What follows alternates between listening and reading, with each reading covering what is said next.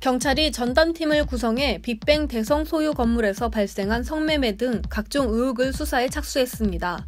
지난달 30일 서울 강남경찰서는 대성 건물 의혹의 진위를 확인하기 위해 경제 1 과장을 팀장으로 하는 전담팀을 꾸렸는데요. 이에 지난해 3월 입대해 육군 현역으로 복무 중인 대성에 대한 향후 수사와 처벌 유무에 관심이 모아지고 있습니다. 법조계에 따르면 현역 군인이 범죄를 저지르게 되면 일반 형법이 아닌 군 형법이 적용되는데요. 보통 군 헌병의 수사를 받게 되며 군 검찰의 기소에 따라 군사 법원에서 재판을 받게 됩니다. 대성은 오는 11월 제대 예정인데요. 때문에 사건이 계속된다면 수사 주체가 군 헌병으로 변경될 수 있는 상황. 만약 그렇지 않다면 경찰에서 수사를 중지하고 11월 이후 재기할 가능성도 열려 있는 것으로 알려졌습니다. 앞서 지난달 25일 한 매체는 대성이 2017년에 매입한 서울 강남구 소재 건물에서 불법 유흥주점이 운영되며 성매매 알선까지 이뤄지고 있다고 보도했는데요. 이에 대성은 불법 영업을 인지하지 못했다며 사과하고 불법 업소를 대상으로 법적 조치에 나서겠다고 밝혔지만 일각에선 대성의 지인들이 건물 업소에 자주 드나들었다며 대성도 불법 업소 운영 사실을 알고 있었을 것이라는 관측을 내놓고 있습니다.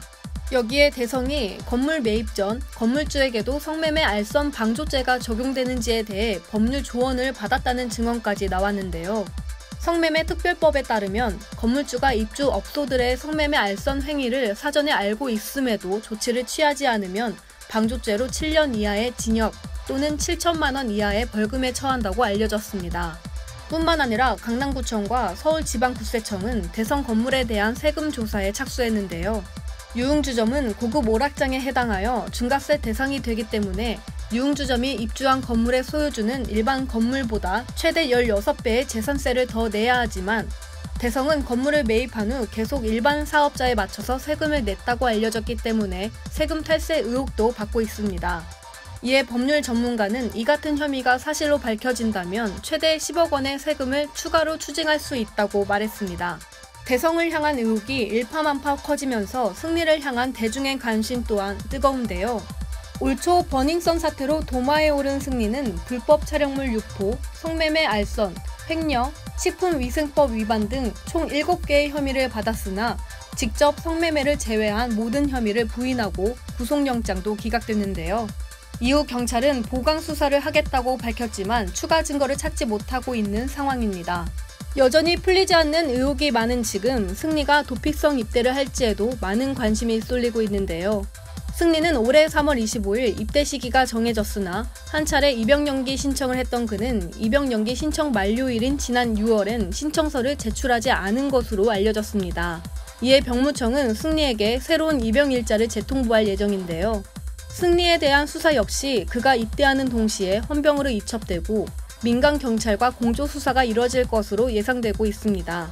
이러한 가운데 승리 라면으로 알려진 라멘 점주들이 매출이 급락한 것에 대해 승리도 책임을 져야 한다며 15억 원가량의 손해배상 청구 소송을 제기했는데요. 이들이 소송을 낸 이유는 버닝썬 사태를 계기로 승리가 수사선상에 오르는 등 이미지가 나빠지는 바람에 매출이 급락했기 때문입니다. 그런가 하면 승리가 불법으로 영업했던 라운지 클럽이 폐업한 뒤 같은 자리에 생긴 새 클럽도 불법 영업으로 적발됐는데요. 결국 해당 클럽은 지난달 29일부터 1개월 영업 정지 처분을 받은 것으로 알려졌습니다. 승리가 쏘아올린 성매매 의혹은 양현석 수장을 거쳐 이제는 대성으로까지 번졌는데요.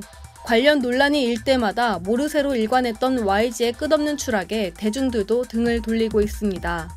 과연 이 모든 의혹의 진실은 무엇일지 귀추가 주목됩니다. K스타 뉴스 조수희입니다.